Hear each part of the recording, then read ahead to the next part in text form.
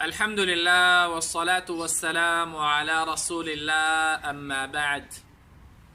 ډیرو قدرمنو نن ډیر یو مهمه موضوع باندې بحث کول غواړم. هغه دا چې ډیر کله یو انسان منځ کوي، لیکن دا منځ په دې باندې یو قسمه بوج وي. د منځ کې کوم سکون دی، کوم آرام دی، کوم اطمینان قلبي دی، د انسان ته نه حاصلېږي. او دا انسان به دې کوشش کوي چې څنګه دا منځ خلاص شي.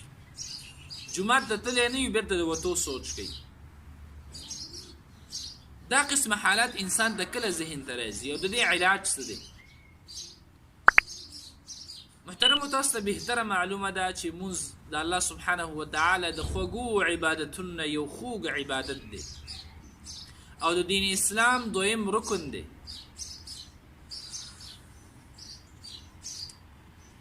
هر کله چې یو انسان د الله سبحانه وتعالی نافرمانی شروع کړي، د دې د بدن د اعضا چې دی د الله سبحانه وتعالی په نافرمانی کې استعمالي.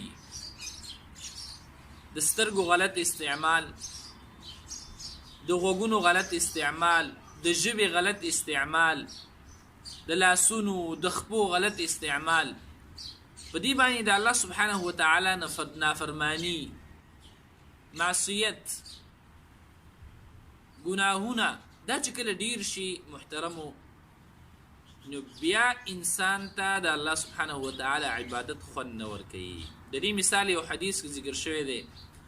نبی کریم صلی الله علیه وسلم فرمایي کله چې انسان یو ګناه وکړي او د دې ګناه نه توبه ونه باسي، نو د په زړه باندې تور داغ وشي. تور داغ کله چې بله ګناه وکړي، بله حتی چې دا زړه تک تور شي، نو چې کله د انسان زړه د ګناهونو نه، د الله د نافرمانو د وجې نه تک تور شي، نو هغې ته به څنګه منځ عبادت به ورته خوند ورکړي.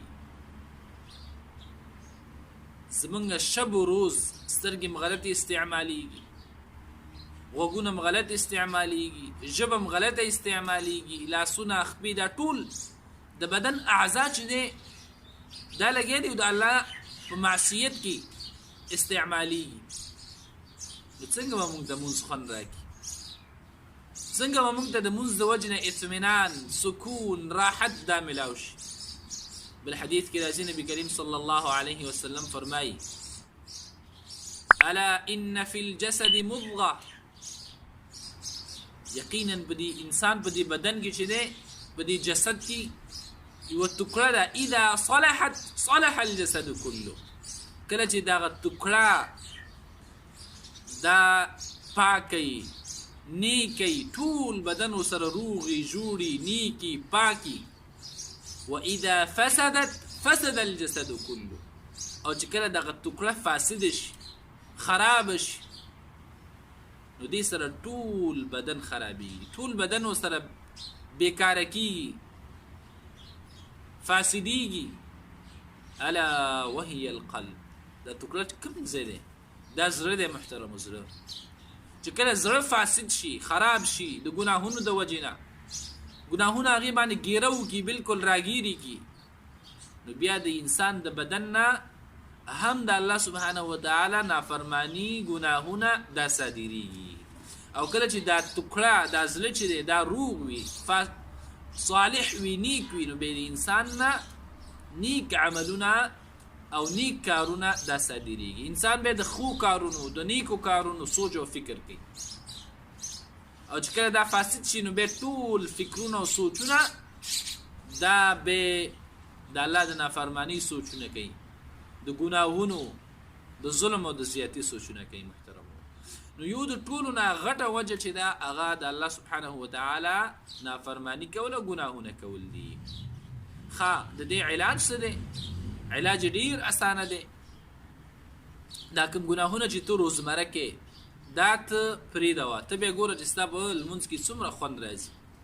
تا به بیا خوند درکوي چې اوږدې سجدې وکړي، اوږدې رکوګانې وکړي، اوږده قرتونه ولولي. بیا به په دې سوچ او فکر کې نه چې څنګه اوس دا جمع خلاص شي، زه وځم. دا عبادت چې دی یو بل خوند لري، یو مزه لري. الله سبحانه وتعالی دې مونږ ته نصیب کړي. یو عالم فرمایي ما 20 کاله په دې باندې خواري وکړه، شل کالونه پس چې دی بیا ماته د عبادتونو هغه لذت میلاو شو، هغه خوند میلاو شو، او دا دومره خوند لري چې دا خوند به په دنیا په هیڅ قسمه نعمت کې نشته، په یو هیڅ شي کې نشته دی. دومره خوند او لذت دی الله سبحانه وتعالی په بندګۍ کې. نو ان شاء الله تعالی را روانه ویډیو کې به په دې باندې خبرې وکړو چې څنګه د یو انسان منځ کې خشوع، خضوع، عاجزي دا څنګه پیدا کېږي. لکه ډېر کله موږ په منځ کې ودرېږو او بس بیا خبر هم نه یو او ایسته سلام وګرځولی شي، امام چې دی سلام وګرځي، موږ نه یو رکعت دو شي وي نو بیا چې دی چې کله سلام وګرځي امام موږ د پته هم نه لګي چې اوس موږ څو رکعته وکړل د امام سره، دومره فکر او سوچ نه په منځ کې. نو ان شاء الله تعالی را روانه ویډیو کې به دې باندې خبرې کوو څنګه یو انسان خپل منځ کې خشوع، خضوع او د دین خوند اغستلی شي. والسلام علیکم ورحمة الله